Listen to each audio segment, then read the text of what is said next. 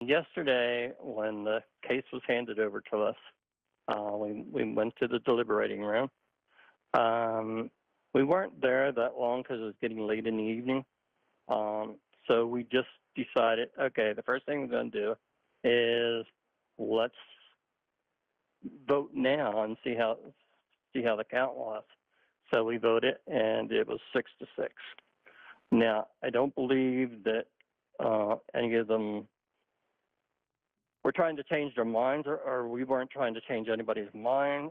It's just the fact that I think they said no because they wanted more information. They wanted to talk more about the case. So they don't want to jump to conclusions right away and say, yes, he was guilty. So I believe that's why. So, and then this morning, you guys came back in, and it was no longer 6-6. Is that right?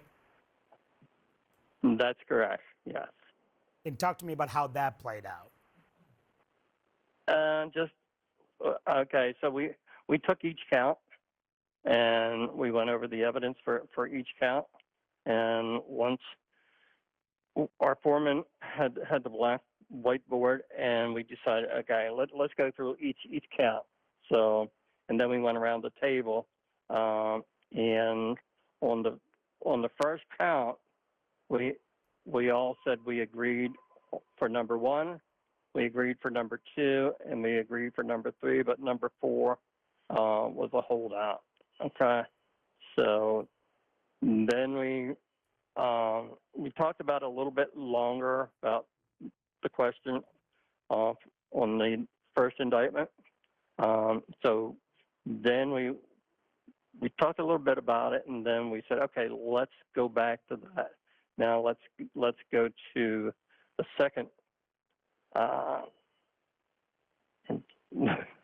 motion, yeah, or the second conviction, what he was going to be convicted for. So we went to the second one, and that came back anonymous. Everybody agreed. Was there any indication why that juror changed to convict? What was the reason? No. We never got. You're getting ahead. We skipped that one. There was 3 charges against him. So now we're working on the second charge.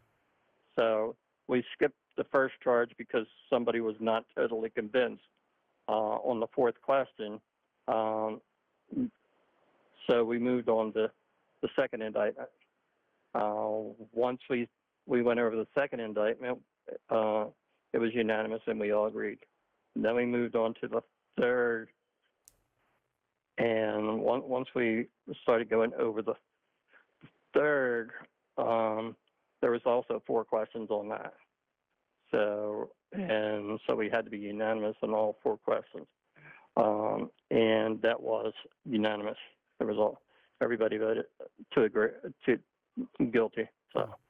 I wonder, this was obviously a case that involved addiction. There were a lot of stories, sad stories, frankly, about the issue of addiction, Hunter Biden's drug use. How much did that impact the jury as you guys were processing the evidence and we learned about his addiction, use of crack cocaine?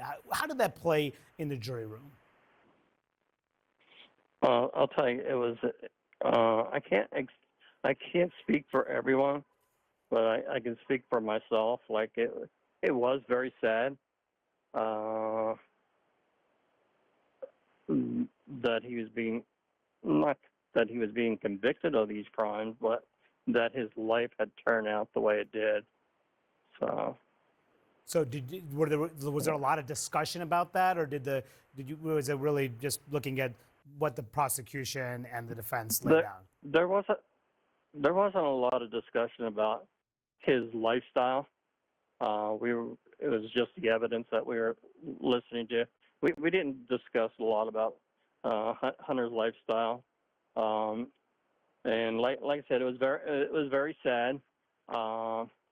And when Haley testified, I mean that was, for me, that was a very sad time because I did not know that Haley also got addicted to crack.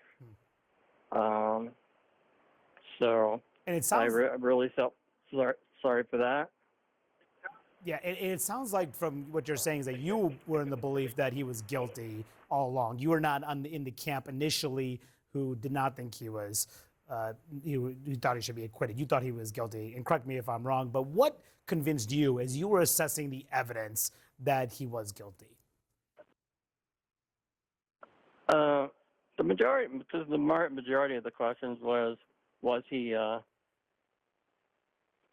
what was he, when he filled out that form at the gun shop, okay, and he listed no, he was not an addict. When it said, "Are you a unlawful addiction to drugs, or are you addicted to drugs?"